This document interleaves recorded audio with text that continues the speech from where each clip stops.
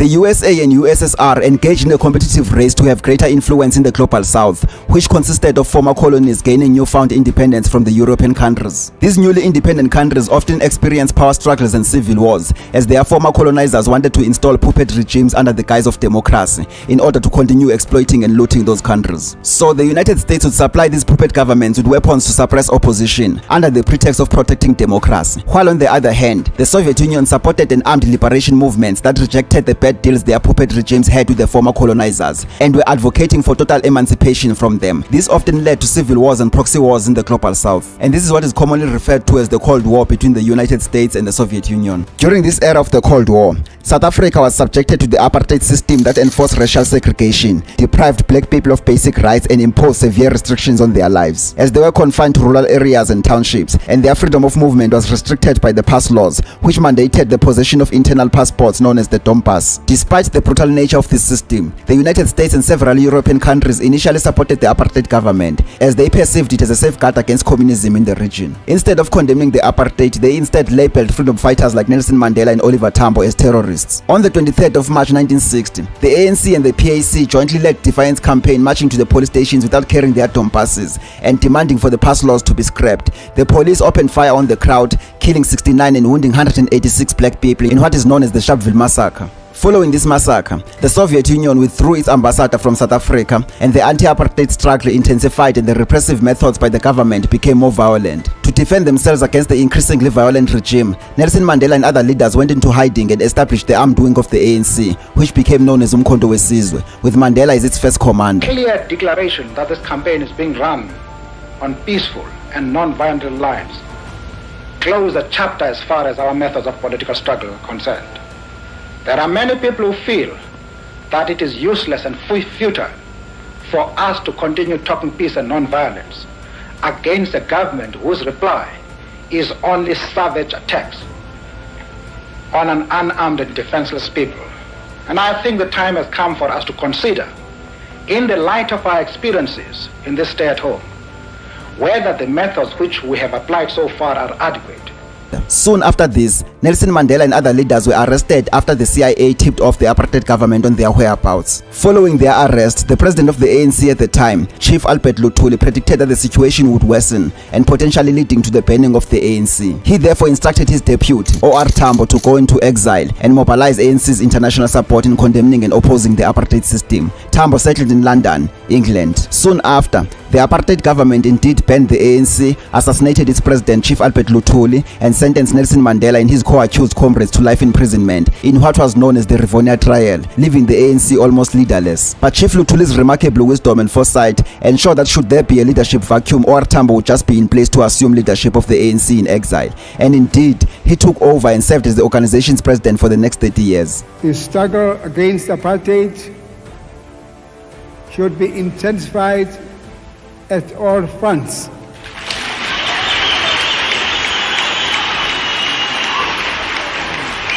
Over this period, Oliver Tambo relentlessly traveled the West, mobilizing support for the ANC in its fight against the apartheid government. He addressed the United Nations, highlighted the oppressive nature of the apartheid government, and called for international solidarity and action against the regime. In 1966, the UN adopted a non-binding resolution stating that apartheid was a crime against humanity by 91 votes in favor.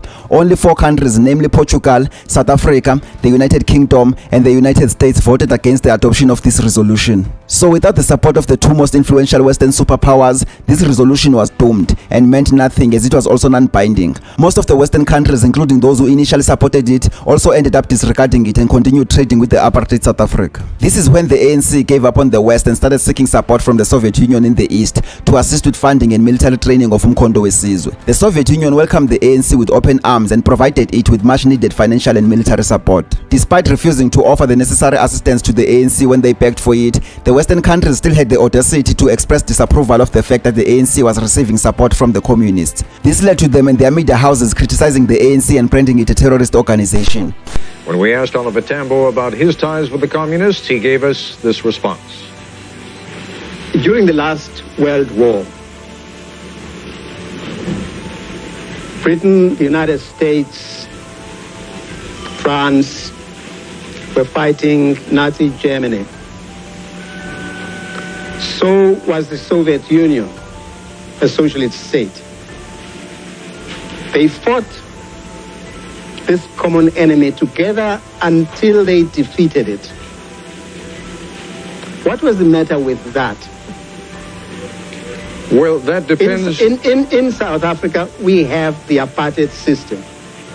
It is related to the Nazi system. Same origins, same behavior, same character. Denounced worldwide. Every South African, the churches are fighting this system. Communists, anti-communists, women, workers, everybody. What is the matter with that? Dr. Tambo, What is the problem? What is the problem about the ANC, an organization, finding itself, fighting a system which other South Africans who happen to be members of the Communist Party are also fighting? What is the matter with that? You know, the Americans must look back into their own history. You did not hesitate to work with Stalin against Hitler. You were sending shipments of food and material via Murmansk and other ports in the Soviet Union in order to fight Hitler. Why should it be reprehensible on the part of the ANC to do the same? To have alliances so that it wages a successful struggle? I think we are unfair to the African National Congress. And I think the American taxpayers must not support us on the basis of choosing friends for us. I think you must respect our decisions to have our own friends. Please don't dictate to us. We must decide who our friends are. I think it's a bit of arrogance to tell us with whom we should associate. I mean, that's really patronizing, and I think the ANC doesn't like that. One of the mistakes which some political analysts make is to think that their enemies should be our enemies. We are grateful to the world for supporting our struggle. But nevertheless, we are an independent organization with its own policy. Our attitude towards any country is determined by the attitude of that country to our struggle. That is the position. The US government classified Nelson Mandela as a terrorist on the FBI watch list until 2008, despite his prominence as a global figure and every US president of the time pretending to love him for clout. The ANC enjoyed these attacks and constantly had to explain itself for associating with the Soviet Union. But nevertheless, the Soviet Union continued supporting the ANC until 1990. That is because the state collapsed in 1990 and was split into 15 sovereign countries, including Russia and Ukraine. But since the capital and administrative city of the Soviet Union was in Moscow, Russia became the successive state that inherited and upheld most of the Soviet Union's institutions, policies, diplomacies, and their relations. The ANC, which the Soviet Union had supported throughout its liberation struggle against the apartheid, became the governing party of South Africa in 1994, and the ANC and Soviet Union relations became the South Africa and Russia relations. But equally so, South Africa also has a good relationship with Ukraine, as it was a major part of the Soviet Union, and equally assisted the ANC in its fight against the apartheid. And we're rather pleased that with your support, in every respect, we've been able to reach this point in the history of our country. So we continue to see Russia as a valued ally, as a valued friend who supported us right from the beginning, from the days of our struggle against apartheid, right through to now. So we're really delighted to be here and to know that we are going to have important discussions here in Kazan within the BRICS family.